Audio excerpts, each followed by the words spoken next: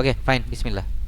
আমরা যেহেতু চ্যাপ্টার 17 শুরু করব, সো চ্যাপ্টার 17 এর বেসিক দুই একটা প্রশ্ন আমরা প্রথমত জানি। ওকে ফাইন, প্রথমে চলে আসছে। আচ্ছা, এটা শুরু করার আগে দিয়ে লাইক এমনিতেই চ্যাপ্টার 17 এ কি কি মানে সিকিউর জন্য আমাদের কি কি জানা লাগে সেগুলো একটুখানি দেখি, হ্যাঁ। এক নম্বরে জানা লাগে হচ্ছে, আয় হায়, কালো কলম, লাল কলম কেন, হোয়ার ইজ হোয়াইট পেন? ওকে, এটা সরি। চ্যাপ্টার 17-এ আমাদের যা যা জিনিস লাগে, তিনটা জিনিস জানা লাগে। একটা হচ্ছে গড়, দেন হচ্ছে মধ্যক, মধ্যক, আর 3 নম্বর হচ্ছে প্রচুরক। এই তিনটা জিনিস আমাকে জানা থাকা লাগে। পাশাপাশি আমাদের আরও তিনটা জিনিস হচ্ছে গ্রাফের জন্য জানা থাকা লাগে। এক হচ্ছে গিয়ে অজীব রেখা, অজীব রেখা বানান কিভাবে, এভাবে। দেন 2 নম্বর হচ্ছে আয়তলেখ, আর 3 নম্বর হচ্ছে বহুভুজ। ওকে, আর এখানে একটা জিনিস মাথায় রাখবা, আয়তলেখ থেকে কিন্তু বহুভুজ আঁকা যায়। এটা মাঝে মধ্যে এমসিকিউতে আসে, নিচের কোনটি হতে বহুভুজ আঁকা সম্ভব। সেক্ষেত্রে অপশনের উত্তর হবে হচ্ছে আয়তলেখ, যদি কোথাও থাকে। সো আমাদের পরিসংখ্যানতে এই 6টা টপিক আছে। এই 6টা টপিক থেকে তুমি কত নাম্বার পাবা জানো? তুমি হচ্ছে একে তো হচ্ছে পাস করবা, 20 মার্কের সিকিউ পাবা, প্লাস হচ্ছে শর্ট কোয়েশ্চেন পাবা 2টা, 2 দুগুণে 4, প্লাস এমসিকিউ পাবা 4টা, মিনিমাম আচ্ছা ধরলাম 3টা। তাহলে টোটাল কত মার্কস পাইলা দেখো একটা চ্যাপ্টার থেকে? 20। তারপরে হচ্ছে, আচ্ছা শর্ট কোয়েশ্চেন 4টা কেন ধরছি, মানে 2 দুগুণে 4, সরি, 20, 4, 24, 24, 30, 27। তো তোমার যে এবার আমাদের মিলন সাহেব যে 40 মার্কের পাস মার্কের ক্রাইটেরিয়া রাখছে, তো সেটা যদি তোমাদের থেকেই অ্যাপ্লাই করে, তাহলে 40 মার্ক পাওয়ার জন্য তোমার 27 মার্ক শুধু এই একটা চ্যাপ্টার থেকে আছে। চিন্তা করো কতটা ইম্পর্টেন্ট চ্যাপ্টার এটা। তাহলে কয়টা জিনিস জানলে তুমি পরিসংখ্যান থেকে মানে ইজিলি ম্যাথে পাস করতে পারবে? গড়, মধ্যক, প্রচুরক, অজীব রেখা, আয়তলেখ, বহুভুজ। তার মধ্যে আমার মনে হচ্ছে, খুব ভালো করে মনে হচ্ছে, এবার আয়তলেখ আসতে পারে। কারণ গত কয়েক বছর ধরে আমি আয়তলেখ কখনো পরীক্ষা আসতে দেখি নাই। এবার কেন জানি একটু ইনস্টিংক্ট কাজ করতেছে কাইন্ড অফ, যে আয়তলেখটা আসার চান্সেস অনেক বেশি। ঠিক আছে, আর আয়তলেখার সাথে আসলে, যদি আয়তলেখ আসে তাহলে অন্যটা আসবে অজীব রেখা, মুখস্থ রাখো এটা। আর যদি আয়তলেখ নাও আসে, বহুভুজ আসে, তাহলেও সেক্ষেত্রে অন্য একটার মধ্যে অজীব রেখা আসবে। আর প্রশ্ন গড়, মধ্যক, প্রচুরক তো আসবেই, এটা মাথায় রাখো। সো পরিসংখ্যান অধ্যায় থেকে এই 6টা জিনিস, মার্ক থাকবে হচ্ছে কমপক্ষে 27 মার্ক তুমি পাচ্ছ এখান থেকে। 40 মার্ক পাওয়ার জন্য তোমার আর 13 মার্কস লাগবে। সেই 13 মার্কস তুমি অন্যান্য চ্যাপ্টার থেকে ইজিলি কভার আপ করতে পারবা। পারবা না? পারবা। ওকে, আমরা আমাদের পড়ালেখা শুরু করি। 30 হলে আরো ইজি হইতো পাস করা। না, এত এত ইজিতে পাস করলে সমস্যা আছে, পরে হচ্ছে পাশের দাম থাকবে না। ঠিকই আছে। হ্যাঁ? এটার অ্যান্সার কত হবে নর্মালি তুমি যদি ক্যালকুলেট করো? আমাদের এখানে পরিসর সমান কত? পরিসর সমান ধরো হচ্ছে সর্বোচ্চ মাইনাস সর্বনিম্ন যোগ 1, তাই না? এটা না? সো আমাদের হাইয়েস্ট কত? হাইয়েস্ট হচ্ছে এখানে দিয়ে দিছে 57, মাইনাস লোয়েস্ট কত দেয় নাই, আমরা ধরে নিচ্ছি লোয়েস্ট লোয়েস্টই +1, আর এই পাশে হচ্ছে পরিসর 37। সো এইখানে এখানে এই ছোট্ট একটা কথা, তোমরা ছোটবেলায় হচ্ছে কখনো কিন্তু +1 করো নাই, অনেক অনেক ক্ষেত্রেই অনেকে হচ্ছে করো নাই। হ্যাঁ, অ্যান্সার ইজি, সমস্যা নেই, করতে পারবা।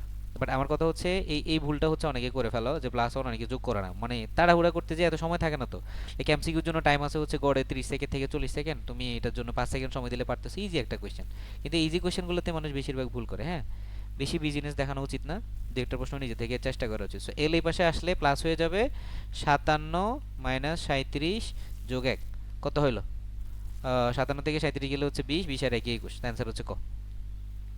এটা ইজি ছিল, এটাতে কোনো একটা ঝামেলা নেই। আমরা পরেরটায় যাই। ওকে ওয়েট, তোমরা কি বুঝতে পারছো এটা? পরিসর কত হলে সর্বনিম্ন মান 15 হবে? সো পরিসর আমরা প দিয়ে লিখতেছি আপাতত, highest minus lowest plus 1, simple. So highest কত? 57, লোয়েস্ট কত? 15 প্লাস 1। সো সরি, 57 7 কই, এই যে 57 7। সো এটা ক্যালকুলেট করলে আমাদের কি হবে? 57 থেকে 15 বিয়োগ করবো, প্লাস 1 করবো, আমাদের অ্যান্সার হচ্ছে 43। শেষ। ওকে, নেক্সট কোয়েশ্চেন। ওকে, এইটা একটা বেসিক রিলেটেড কোয়েশ্চেন। এটা আমি হচ্ছে যখন তোমাদেরকে যে শীটটা দিছি, ওই শীটের মধ্যে ছোট্ট করে একটা হিন্ট দিয়ে দিয়েছিলাম। হিন্টের মধ্যে লেখা ছিল যদি আমাদের বাস্তব হয়, বাস্তব হলে আমাদের হচ্ছে অবিচ্ছিন্ন হবে। হ্যাঁ, আচ্ছা এটা মনে রাখবা কেমনে?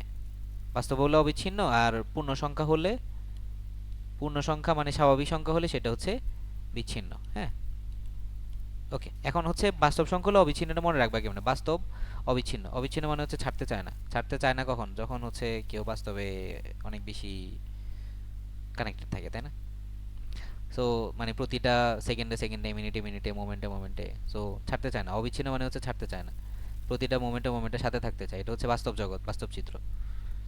ওকে, উল্টা পাল্টা গান লজিক, বাট ইয়া, উল্টা পাল্টাগুলোই বেশি মনে থাকে। সো বাস্তব আর অবিচ্ছিন্ন গোজ টুগেদার। ওকে, তাহলে লাইক যেগুলোতে ধরো দশমিক টশমিক আসে, বাস্তব মানে কি দশমিক টশমিক আসতে পারে, সেগুলোই হচ্ছে অবিচ্ছিন্ন। হ্যাঁ, যেমন ধরো হচ্ছে 15.7, কিন্তু ধরো বিচ্ছিন্নতে আমাদের আসবে শুধুমাত্র 15 অথবা 17 অথবা 10, এরকম পূর্ণ সংখ্যাগুলা। ঠিক আছে, তাহলে বাস্তব মানে হচ্ছে 15.7 এরকম দশমিক কলের রিলেটেড অ্যান্সারগুলা। এখান থেকে দেখো কোনটা আমাদের এখানে বাস্তব হইতে পারে।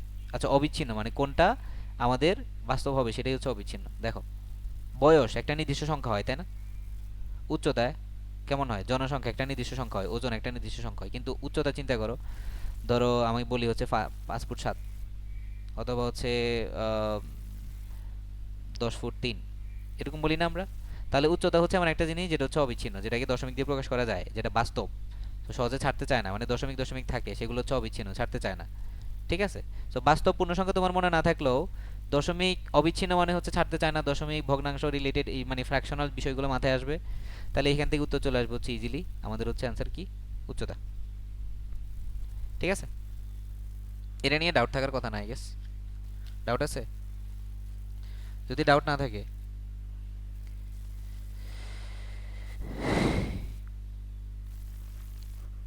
যদি ডাউট না থাকে আমি আরেকটা প্রশ্ন দিই এরপরে, দেখি এটা বলো কোনটা কী হবে উত্তর। গুড, নিচের কোনটি অবিচ্ছিন্ন চলক? মানে উল্টা প্রশ্ন, একটু আগে ছিল অবিচ্ছিন্ন, এখন হচ্ছে বিচ্ছিন্ন। ওকে, এইটার অ্যাকচুয়ালি অ্যান্সার হবে পাখির সংখ্যা, আর আগেরটার উত্তর হবে হচ্ছে গিয়ে উচ্চতা বয়স দুইটাই। ওকে, আমরা যেটা বলতেছিলাম, so অবিচ্ছিন্ন মানে হচ্ছে যেগুলাকে দশমিক টশমিক যা খুশি তা প্রকাশ করা যায়। যেমন ধরো আমরা অবিচ্ছিন্নের বেলায় 3-4টা মান মুখস্থ লিখে রাখি, যেমন ধরো হইতেছে বয়স, উচ্চতা,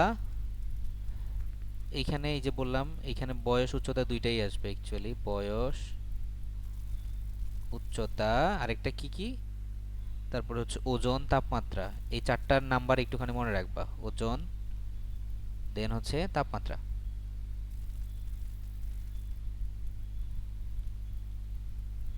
ওকে, ওকে, সেম টাইপের একটা প্রশ্ন আসছে, বিচ্ছিন্ন চলকের মান কোনটা হইতে পারে? দেখি উত্তর, এটা তাড়াতাড়ি উত্তর করো। বাস্তব, পূর্ণ, পূর্ণবর্গ, কাল্পনিক, এটা পারার কথা। বিচ্ছিন্ন মানে একটু আগেই বলছি, বি। ইয়েস, সময় লাগার কথাই ছিল না, দেখে অ্যান্সার করার কথা ছিল। বিচ্ছিন্ন চলকের মান কোনটা? বি। ওয়াও ওয়াও, একদম পুরো আইনস্টাইন চলে আসছে, সবাই একসাথে অ্যান্সার দিয়ে দিতেছে। পরেরটা চলে আসি। ওকে, অজীব রেখা তো আমরা পারি, তাই না? অজীব রেখা আঁকতে ওয়াই অক্ষ বরাবর কোনটা ধরা হয়? এবার এটা বলো, মুখস্থ বলো তাড়াতাড়ি, সময় নষ্ট না করা যাবে না।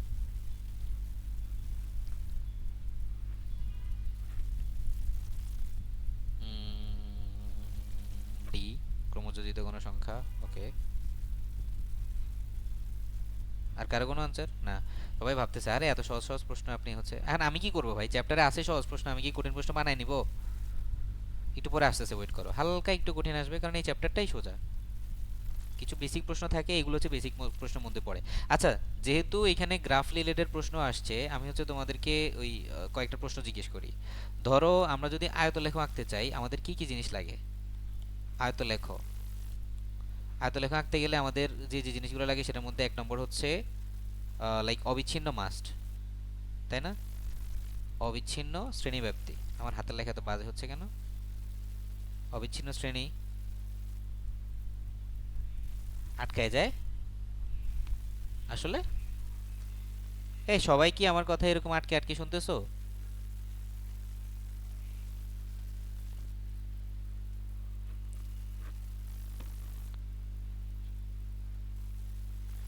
রিয়া, আমার কথা কি আটকে আটকে শোনা যায়? না, ঠিক আছে, প্রপার শোনা যাচ্ছে। এই তোর সাথে তো নেটের সমস্যা, নেট ঠিক কর।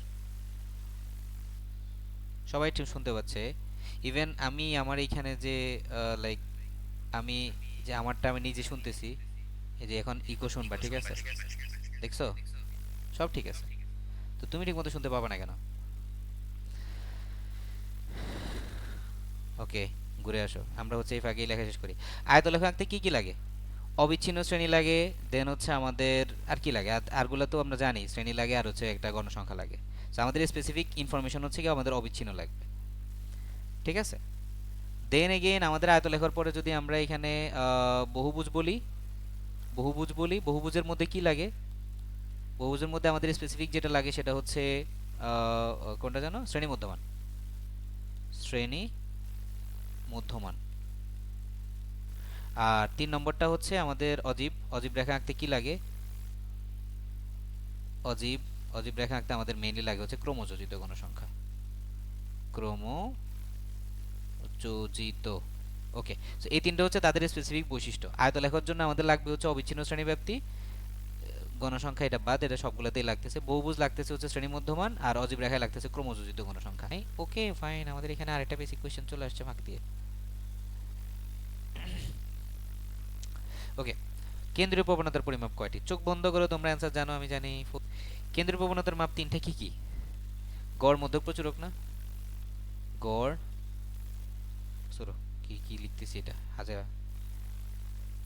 হ্যাঁ তিনটাই তো বললাম, মধ্যক, প্রচুরক। এই সংজ্ঞাটা একটু জেনে রাখবে, হ্যাঁ। লাইক কেন্দ্রীয় প্রবণতার পরিমাপ কয়টি? তিনটা। কেন্দ্রীয় প্রবণতা কাকে বলে সেটা একটুখানি জেনে রাখবা। ছিলাম সেটা চলে আসছে। গণসংখ্যা বহুভুজ আঁকার জন্য কোনটা প্রয়োজন?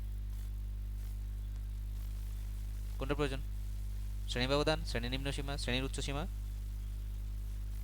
শ্রেণী মধ্যমান। কোনটা? অবশ্যই মধ্যমান, জানি।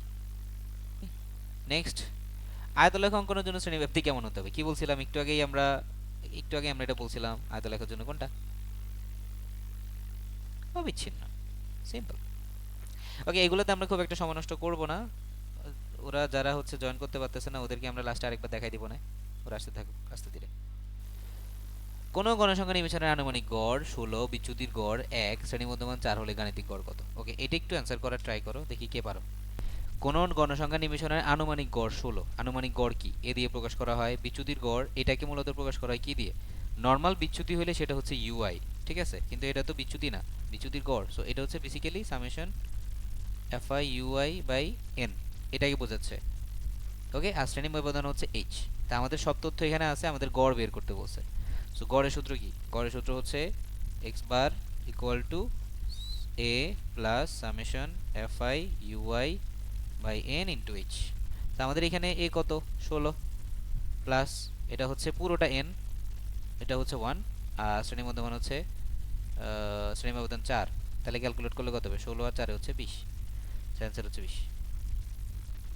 ঠিক আছে। সো আমাদের লাইক এই প্রশ্নটা দেখতে ভয় লাগে, কিন্তু আসলে অতটা ভয়ের কিছু নাই, সিম্পল। আচ্ছা, এইটা হচ্ছে যে প্রশ্নটা যেটার মধ্যে তোমার ওই যে বিচ্যুতি অ্যাকচুয়ালি তোমার কাজে আসবে। অনুমিত গড় এ দেওয়া আছে, u3 মানে 3 নম্বর লাইনের বিচ্যুতি দেওয়া আছে, h শ্রেণী ব্যবধান দেওয়া আছে, x3 কত? তাহলে আমাদের সূত্র কি হবে? বিচ্যুতি সূত্রটা আসবে ui equal to xi minus a divided by h। আমাদের সব মানই তো আছে, আমাদের বের করতে হবে কি? x3। সো এখানে হোয়াট এভার ui xi এগুলো ম্যাটার করতেছে না, আমরা এখানে মান বসাই দিই। u হচ্ছে আমাদের কত? -3, xi কত?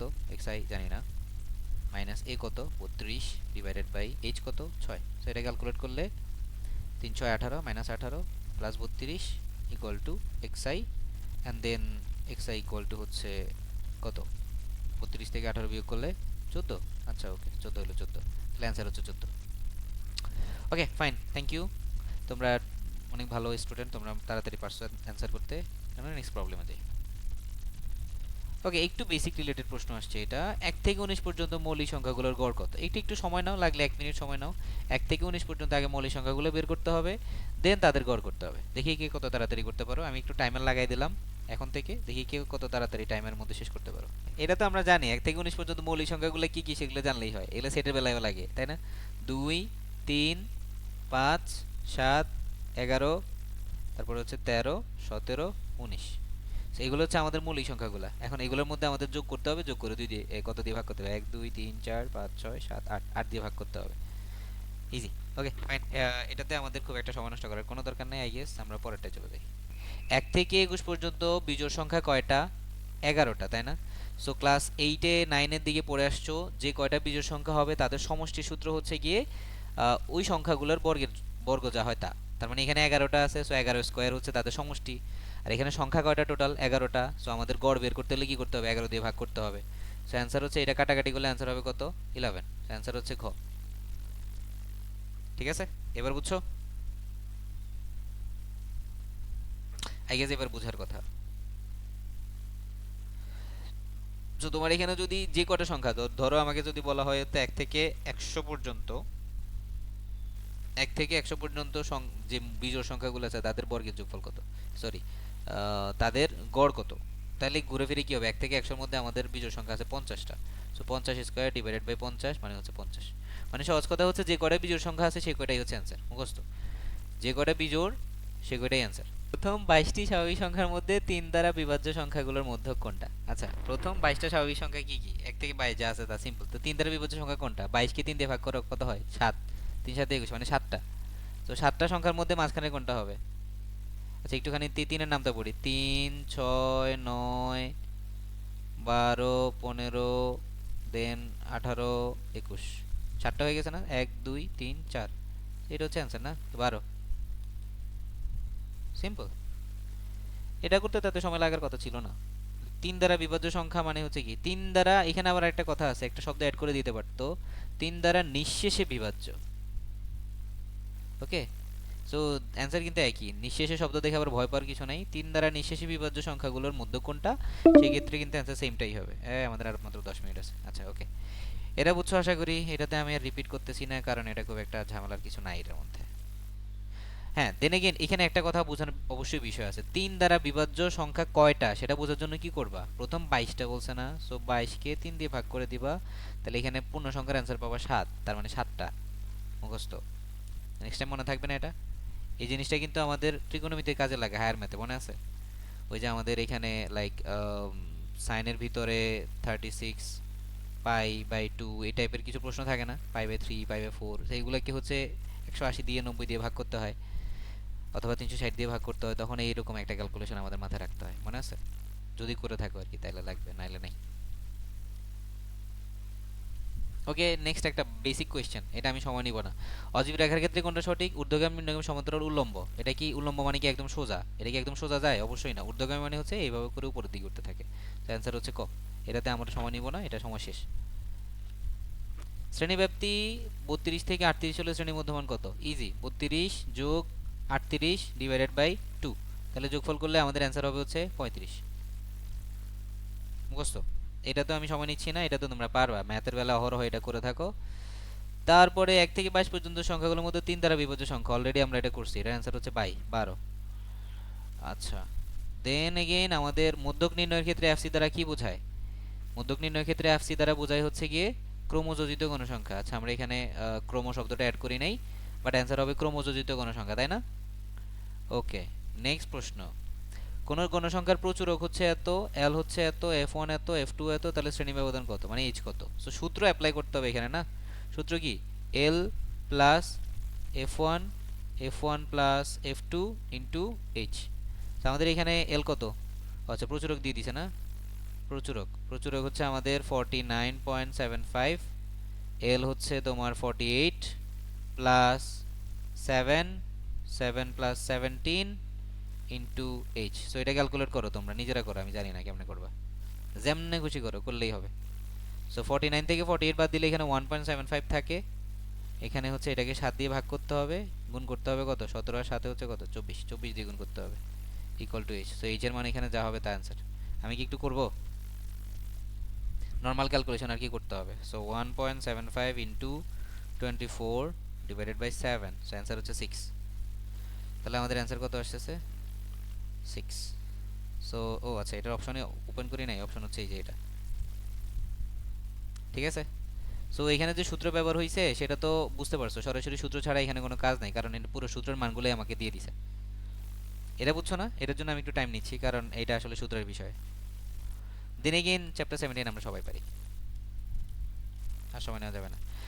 15 17 24 21 16 17 23 18 20 22 উপদেশমের মধ্যে কত? কি করতে হবে? অনেকগুলো উপাত্ত দেওয়া আছে, কি করতে হবে? গড় করতে হবে না, সরি, সাজাইতে হবে না, প্রথমত ঊর্ধ্বক্রমে অথবা নিম্নক্রমে। আমাদের সবার প্রথম সংখ্যা কোনটা? 17 না, 16, 16, 16 17, 17 দুইটা আছে, 16 17 17, ও 15 আছে এর আগে, 15, আর কি আছে? 18 আছে,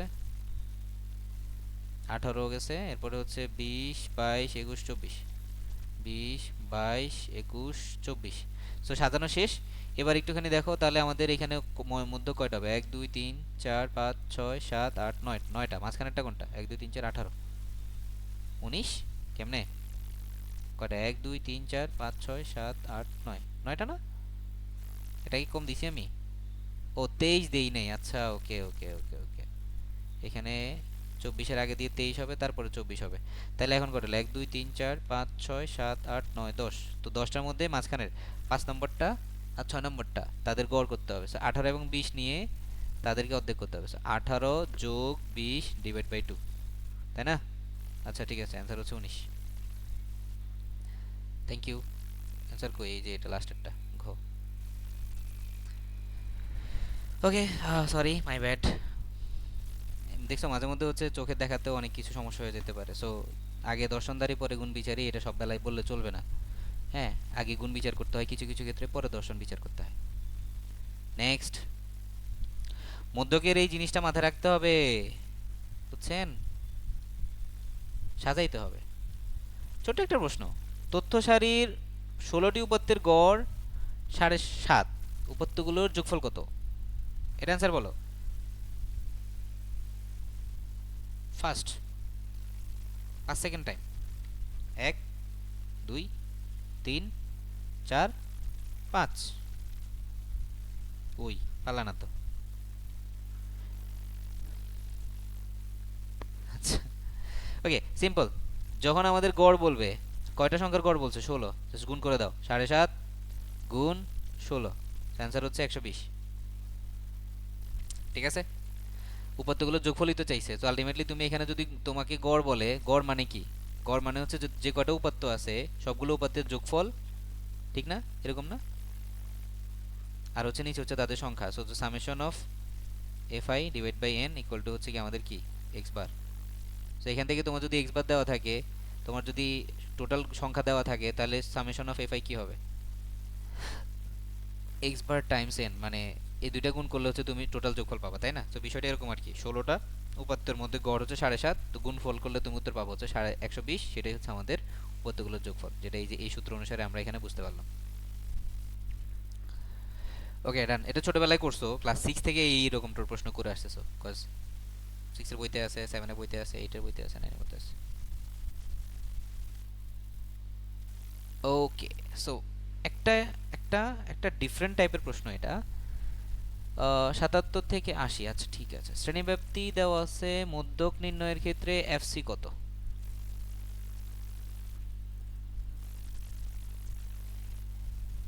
এফসি ইম্পর্টেন্ট প্রশ্ন। এফসি করতে গেলে তোমার কি করতে হয়? টোটাল এখানে গণসংখ্যা কত আছে সেটা খুঁজে বের করতে হয় না? Answer D. ওকে, 15 20 8 5 2, একটুখানি যোগফল করে আমরা নর্মালি কি করি, এখানে 5টা ঘর আছে, সো মাঝখানের এটা। আচ্ছা, এফসি তো আমরা বের করতে পারি, সিম্পল তো। আমরা এখন এখানে একটা ডাউট আছে, তোমরা অনেকে বলবে স্যার আমরা তো এফ এফ এম যেটা সেটা চাইলে আমি 8 ধরতে পারি, সমস্যা কি? তাই না? তুমি এখন জিজ্ঞেস করতে পারো স্যার এফ এম আমি 8 ধরবো, কোনো সমস্যা আছে? দেন এগেন তুমি হচ্ছে এফ এম এর ফুল ফর্মটা একটুখানি জানো তো? এফ এম মানে কি? এফ এম মানে হচ্ছে ম্যাক্সিমাম ফ্রিকোয়েন্সি। Maximum frequency. এখন ম্যাক্সিমাম মানে কি? সর্বোচ্চ। এখন যদি সর্বোচ্চ ফ্রিকোয়েন্সি তোমার যদি লাইক মানে 8 ধরো, তাহলে এই 20 বেচারা কই যাবে? ও তো হচ্ছে গলায় ফাঁস দিবে। ও বলবে যে আমি এত কষ্ট করে এত বেশি হইলাম, অথচ 8 রে হচ্ছে গিয়ে ট্রফি দিয়ে দিল। এ তো আমি মানতে পারবো না, আমার সাথে অন্যায় হয়ে গেল। ये मेरे साथ अन्याय हुआ है, তাই না? সো আশা করি বুঝছো। সো আর এফসি হচ্ছে কোনটা? এফসি হচ্ছে এফএম এর আগের ঘরে যেটা থাকে সেইটা, তাই না? তো আমাদের এখানে 20। ওকে, আবার বলতেছি, এফএম মানে কি? এফএম মানে হচ্ছে ম্যাক্সিমাম ফ্রিকোয়েন্সি। ওকে, তো ম্যাক্সিমাম ফ্রিকোয়েন্সি এখানে কত? 20। সো ম্যাক্সিমাম ফ্রিকোয়েন্সি যদি এখানে 20 হয়, আমি একটুখানি কালারটা চেঞ্জ করি, ধরো এখানে এটার জন্য কালো নিতে পারি আমরা, হ্যাঁ।